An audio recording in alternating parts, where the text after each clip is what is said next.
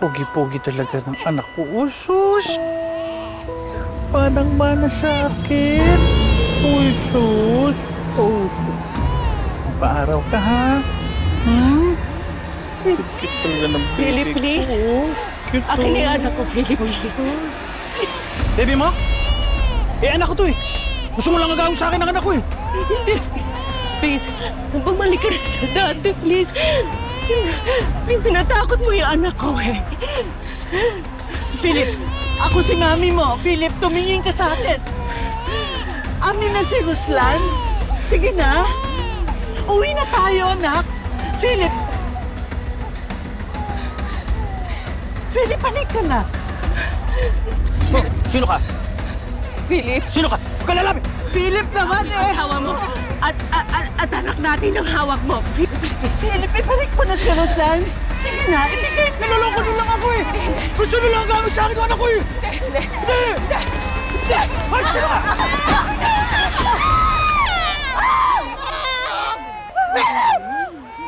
Anong ginawa mo? Bakit mo sinausan si Ruslan? Tulong! Tulong ang bata! Ang bata! Ang bata! Tulong! Ako ba kamahanan? Anong ginawa mo, Philip?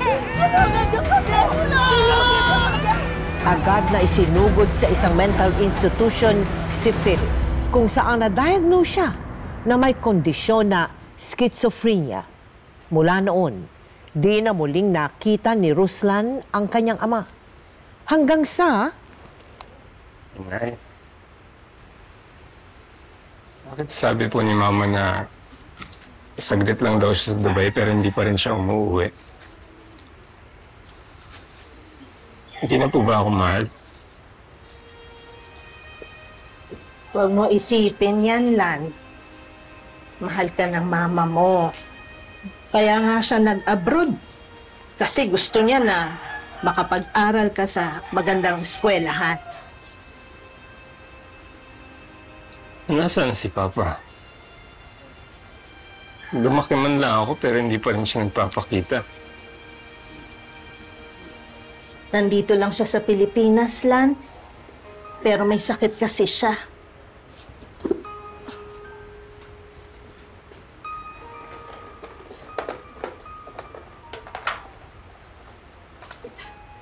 Ito. Ito ang kaisa-isang litrato niyo ng papa mo.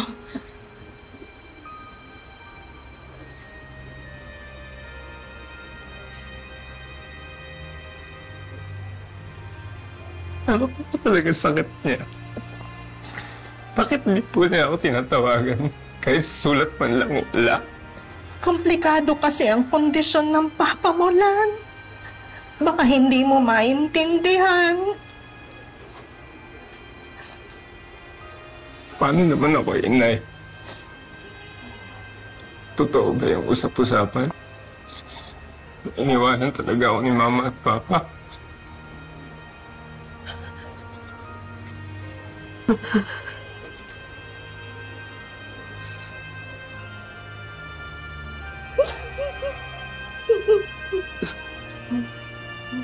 Ruslan, kakaiba yung pangalan mo, ha?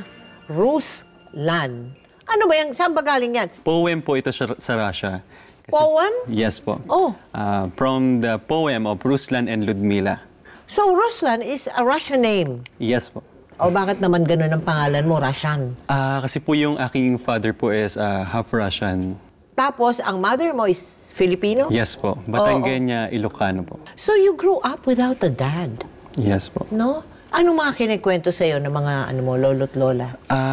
Sabi po nila, huwag ko daw po babanggitin yung sakit po ng papa ko or kung nasaan sila. Napakahirap pong sabihin kung ano pong sakit ang meron yung papa ko.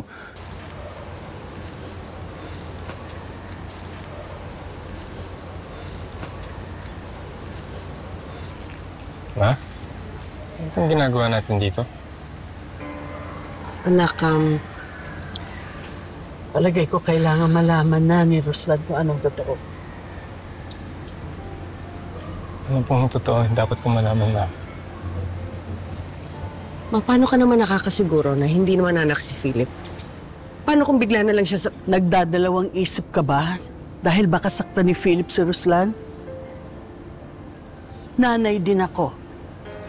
At mahirap din para sa akin na ipasok sa ospital ang sarili kong anak. Pero ginawa ko yon para sa inyong mag-ina. Dahil gusto ko na mabuo ulit ang pamilya ninyo. At isa pa, may karapatan si Ruslan na malaman niya kung anong tunay na kondisyon ng tatay niya. Mas mabuting tayo na magsabi kaysa sa iba niya pa malaman. Ano po ba talaga sakit ni Papa?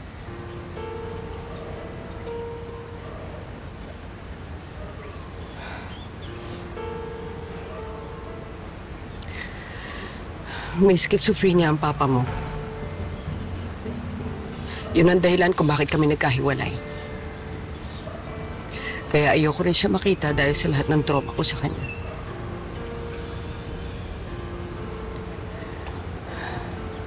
Schizo?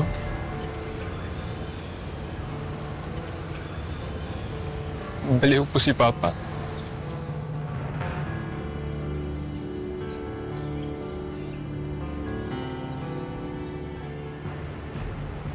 Doc, kumusta po yung Papa ko?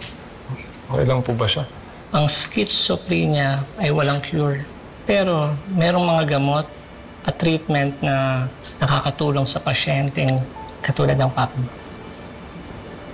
Ibig niyong sabihin, Doc, buong buhay ni Papa, ganyan siya. Kaya nga ang merong sakit na schizo ay mahirap mag-focus, mag-isip, at makipag-usap sa ibang tao. Kaya hindi ko masisisi ang mami mo kung hindi niya kaya makipagkita sa papa mo dahil talagang na-trauma siya. Dok, pwede. Sa wakas, pwede niyo na siyang malapitan. Halika po. Salamat.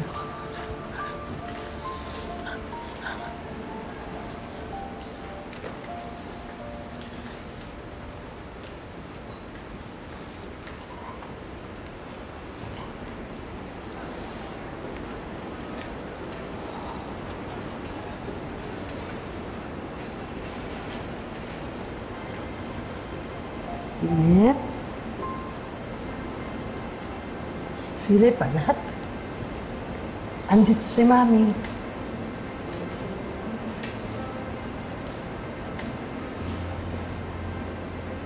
Kamusta ka? Mami? Mami, kamusta po? Kamusta po? Mabuti. Mabuti ako, anak. Ikaw, kamusta ka? Hindi ka pa nahihirapan. Okay lang po ako. Okay lang po ako, Mami.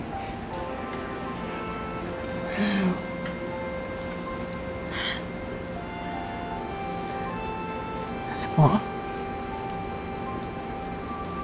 meron akong kasama.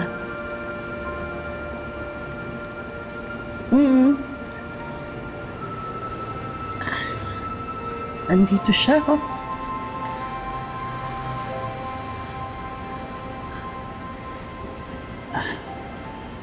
Philip, siya si Ruslan. Siyang anak mo.